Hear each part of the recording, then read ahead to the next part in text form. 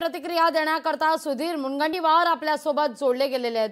सुधीर भाऊ, वाल्मिक कराड पुण्यात सीआयडीला शरण तब्बल 22 दिवसानंतर।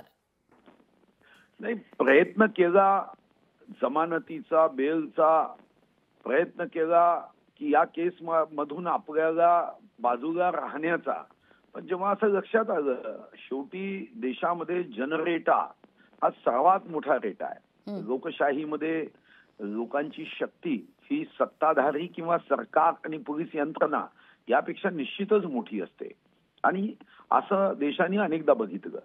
आणि या केसमध्ये जेव्हा हे लक्षात आलं की आपण राजकीय कितीही पॉवरफुल असलो तरी जनतेपेक्षा पॉवरफुल कोणी नाही, स्वराला वाचवण्याचा कितीही आपण प्रयत्न केला तर मग पोलीस अधिकारी आणि कर्मचारी आपल्यापर्यंत जेव्हा पोहोचेल तेव्हा कदाचित परिस्थिती बिकट होण्याची शक्यता नाकारता येत नाही।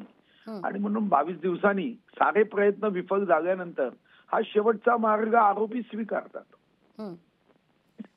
अगदी सुधीर भाऊ, धन्यवाद आमच्याशी संवाद साधला त्याबद्दल।